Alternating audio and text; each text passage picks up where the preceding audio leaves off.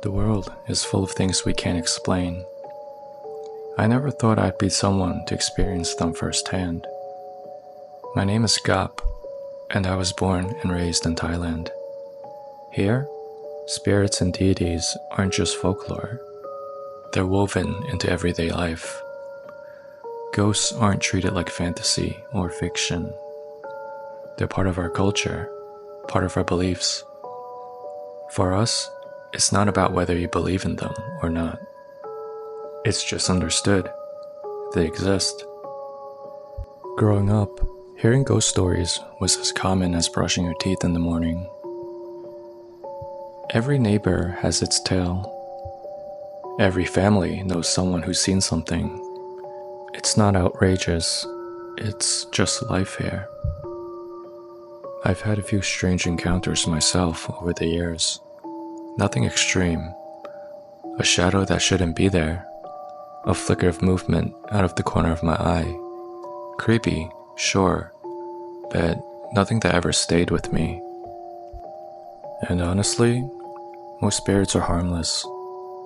They tend to stick to certain places, shrines, old houses, roadside curbs, sometimes people.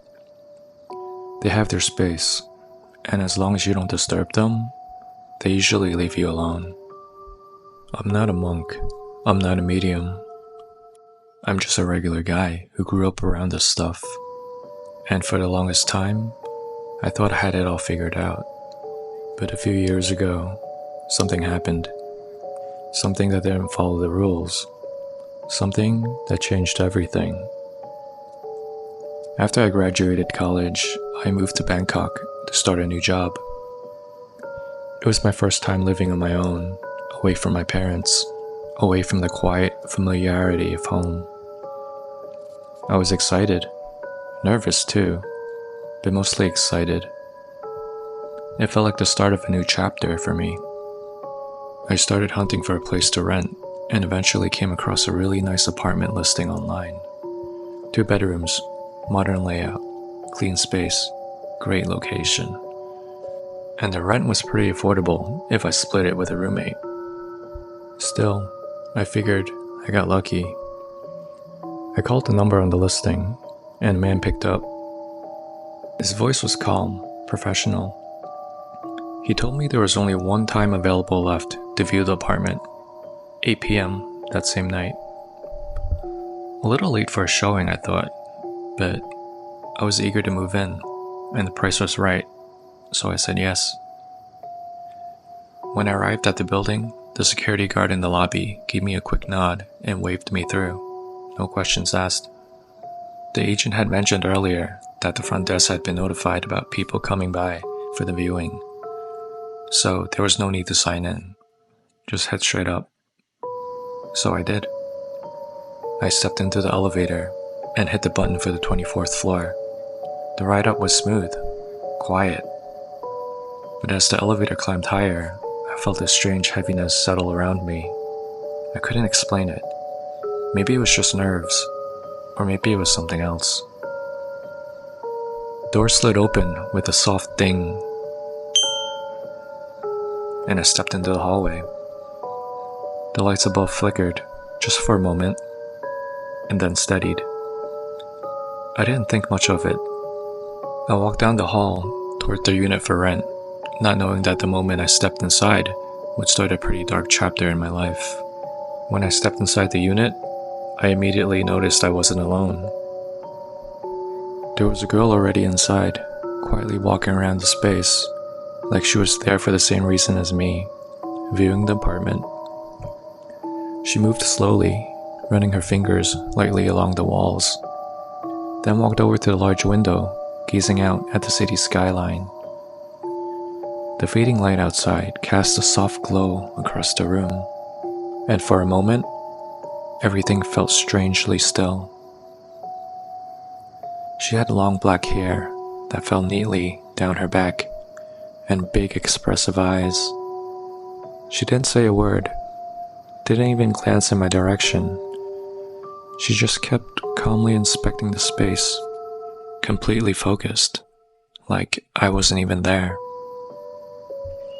I figured the agent must have double booked the showing. No big deal, it happens. But something about her stuck with me. She was pretty, striking, really. Not in a flashy way, more like quietly captivating. And though I couldn't explain it at the time, something about her presence lingered in the room, like she was meant to be there, and somehow I wasn't. The apartment was just as beautiful as the photos.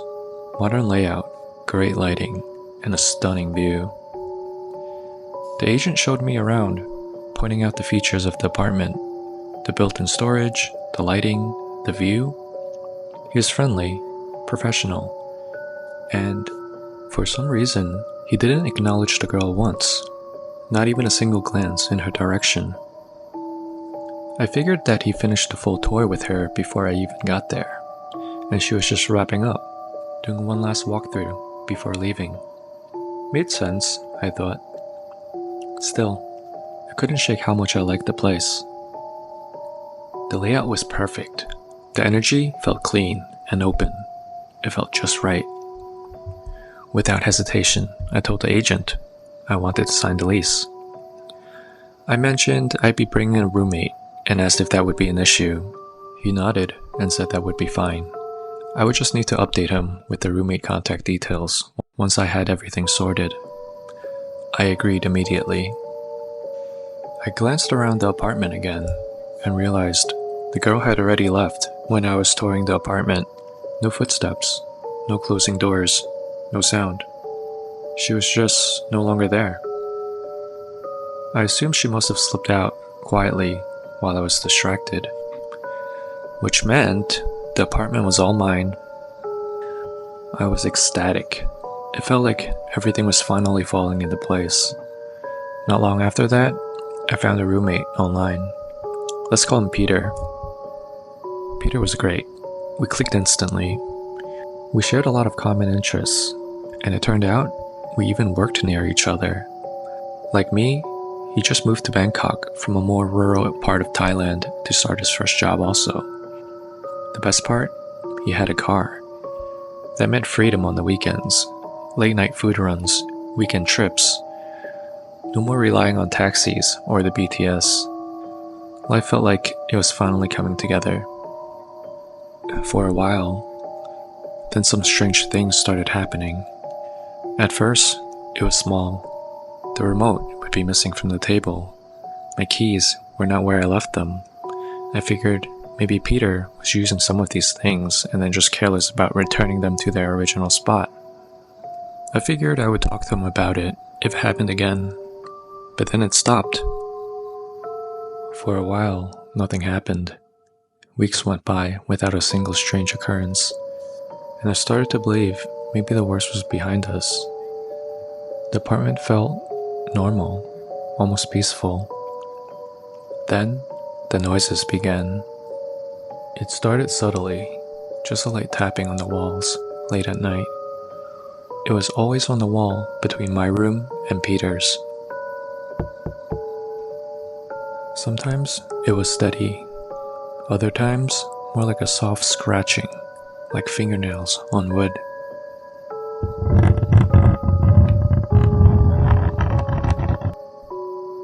It never lasted long, just a few minutes at a time. And it didn't happen every night, sporadic, easy to ignore at first. I figured Peter was messing around. He thought the same about me.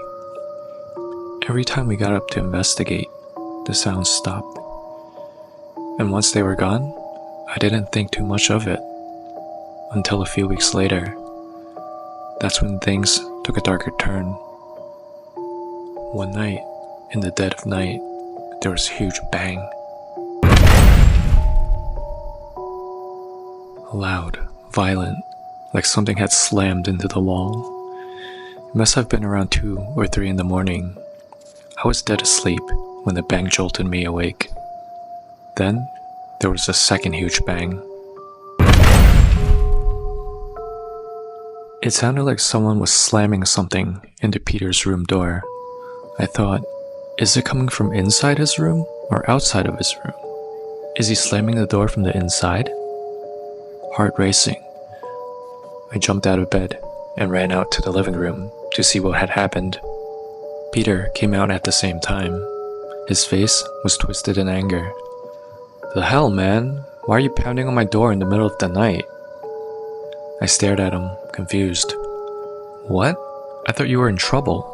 I came out to check on the noise because it's coming from your door. He didn't believe me.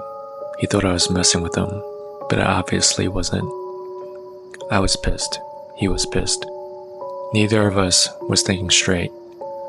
We were both exhausted, and we had to be up early for work the next day. Eventually, we just gave up on arguing about who was doing the slamming and went back to our rooms. I laid in bed, staring at the ceiling, my thoughts racing. I didn't know what to make of any of it. The next day, after work, Peter and I decided to cool off. It was a Friday evening, so we went out for drinks. By then, the tension had almost faded. We laughed, shrugged it off as a weird night, tried to make sense of it. Since Peter was driving, he stayed sober. I had a couple of beers. It felt normal again, for a moment. Peter had a soda in his hand while I picked at some grilled skewers from one of the stalls.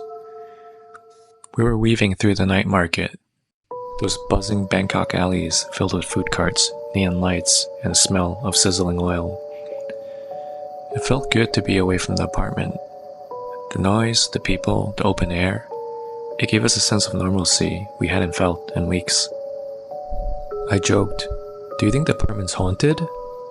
Peter didn't laugh. He barely reacted at all. He just stood there, scanning the crowd.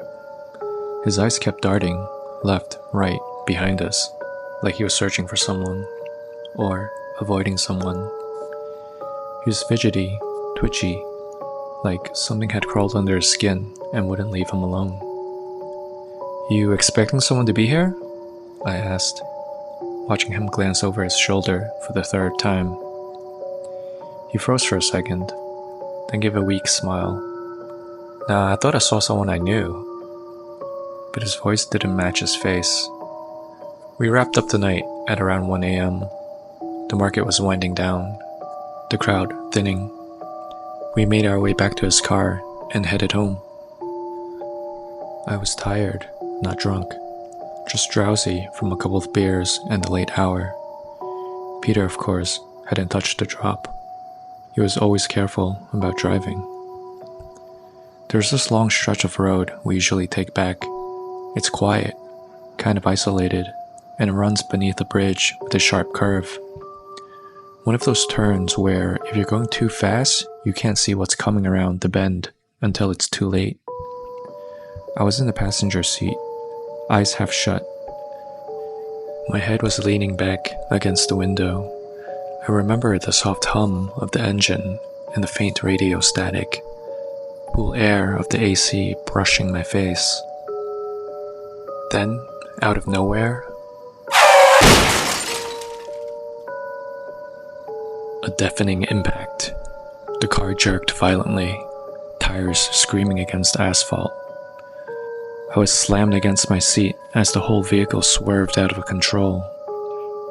And just like that, I was wide awake.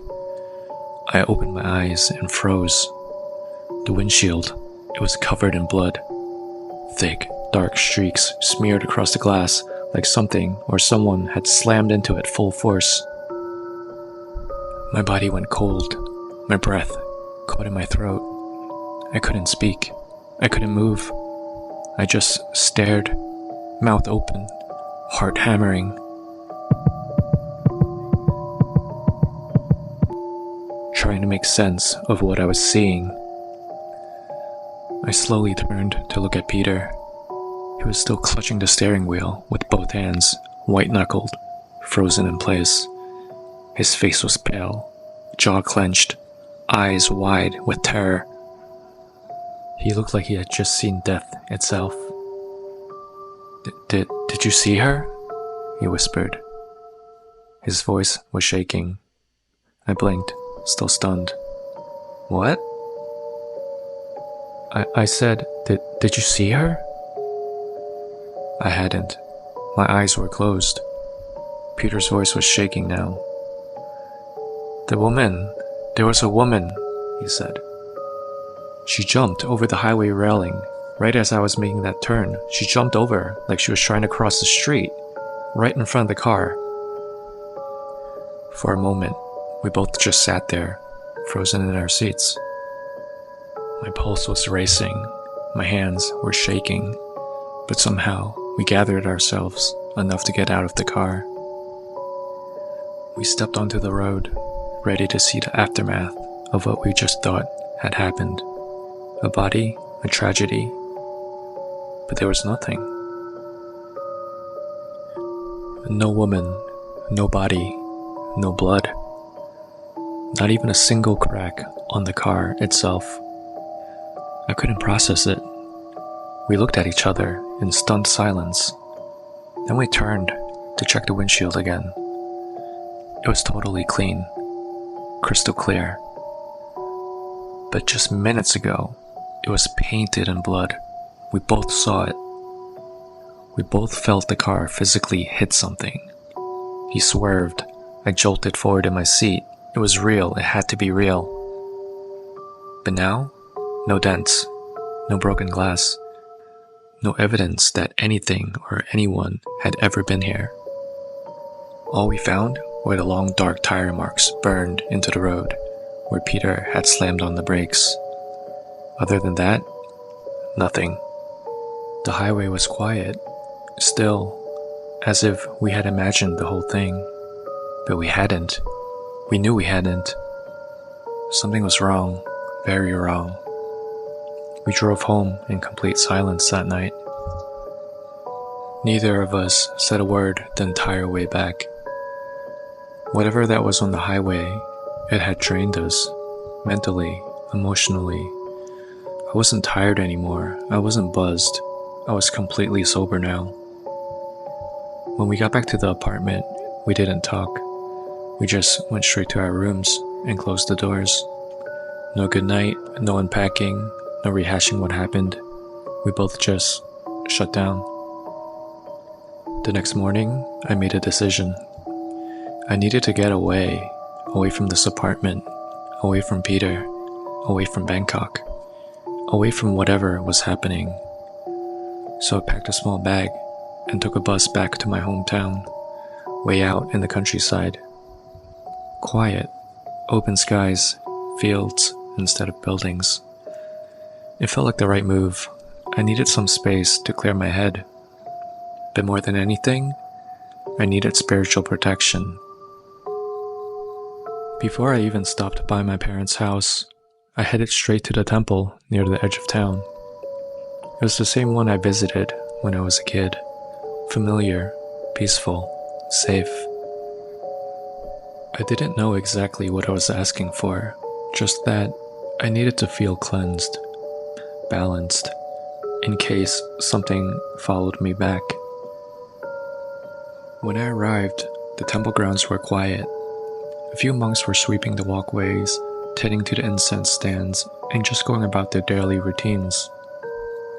I took off my shoes, stepped inside, and knelt down before the altar. I closed my eyes, pressed my hands together, and began to pray. As I knelt there in silence, I could feel someone watching me, not in a threatening way, more like concern. I glanced up briefly and noticed one of the head monks looking in my direction. He wasn't staring, just watching, calm, thoughtful. I bowed my head again and continued to pray. When I finished, I stood up, slipped my shoes back on, and turned to leave. As I reached the temple's gate, I heard a gentle voice behind me. "Young man," the monk said softly, "if you don't mind me offering a word of advice." I turned around. He was smiling faintly, one hand resting on the broom. "Wherever you came from," he said, "don't go back there right away." I froze. I hadn't told him anything, not about the apartment, not about the drive, not even why I came to the temple. But he looked at me like he already knew. I didn't know what to say. I just stood there, eyes wide open, stunned. He walked up a little closer, placed a warm hand on my shoulder, and said gently, "You did nothing wrong. You'll be okay.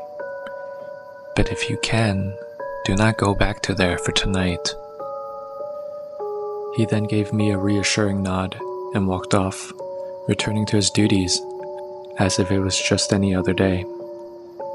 But for me, those words stayed burned in my memory, because deep down, I knew something was wrong. I don't know what the monk saw in me that day, or what he sensed, but I was shaken to my core at that point, and I was willing to listen to anyone who could offer some guidance. Whatever happened that night on the road, it wasn't something I could explain away. So I took the monk's advice to heart. I stayed at my parents' place for the weekend. No city noise, no tapping on the walls, no blood, just quiet mornings and familiar surroundings. It felt like I could finally breathe. I didn't talk about what happened, not to my parents, not to anyone. I just needed to rest and to feel normal again. And for the first time in a long time, I actually slept through the night. Then Sunday morning came. I was packing my bag, getting ready to head back to Bangkok. Dreading it, but figuring I had no choice. That's when my phone rang. One call that changed everything. It was the landlord. His voice was shaky, hesitant, like he didn't know how to say what he needed to say. Then he told me, and I swear my stomach dropped. "Peter jumped," he said, "out of your apartment window last night." We lived on the 24th floor. For a moment, I couldn't even breathe. My head started spinning. This couldn't be real. No way. Peter wasn't the type. He wasn't depressed. He wasn't troubled. He was steady, level-headed, full of plans for the future. We were just at the night market, just laughing, just driving home. Everything had been pretty normal until the tapping on the walls, the bang on the door, until that woman on the road. Now he was gone. I couldn't make sense of it, none of it. How does he just jump? Something wasn't right. There had to be more to the story of everything that went on the past few weeks. I attended Peter's funeral a few days later.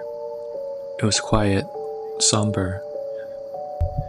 His family had come in from his hometown, along with a few of his close friends from the village where he grew up. After the ceremony, we all sat down for a meal, sharing stories, laughing through the tears, trying to remember the best parts of him. Although I did not know him for too long, we really bonded during our time living together, though brief. We passed around our phones, scrolling through old photos of Peter. Birthdays, camping trips, old group selfies. It felt good to remember him that way, warm, alive. One of his friends pulled up a set of photos from a trip they all took together years ago. He was flipping through them, sharing stories behind each photo, and we were all smiling until one photo made my heart stop. It was a photo of Peter with a girl next to him. Long black hair, pale skin, big expressive eyes, a soft smile. Something about her, no, everything about her, felt too familiar. "Wait," I said. "Can you go back to that photo?" He swiped back. I leaned in. My skin turned cold. I took the phone in my hands for a closer look. "This girl," I said quietly. "I've seen her before." Everyone looked at each other, and then at me. She was there with me when I toured the apartment. I looked around the table. Was she also looking to move to Bangkok? The table went still. Then one of Peter's friends spoke up, his voice low, cautious. "No, that's impossible," he said. "You must have mistaken. That's Elsa." "They used to date," he continued. Peter broke it off before he moved to Bangkok, said he wanted a fresh start, new experiences. Another friend chimed in, voice heavier now. She didn't take it too well. She was really heartbroken. One night, she was walking home late at night, distracted, maybe crying, but she was struck by a car head-on. She died instantly. My throat tightened. I couldn't breathe. This happened months ago, they said, way before Peter moved to the apartment. I just sat there, silent, phone still in my hand. There's no mistaking her. This was the same girl I saw standing by the window that first night when I was touring the apartment. Same long black hair, same pale skin, even the same clothes. Was Peter already haunted when we moved in? Did he know something was following him? Or did she lure him to choose this apartment when I put the ad up looking for a roommate? Is that why he kept looking over his shoulder at the night market? When he said that he thought he saw someone he knew that night, was it her? I don't have the answers. Maybe I never will. But one thing I know for sure, I am not spending another minute in that apartment. I packed my things up, called my parents, and moved back home the very next day.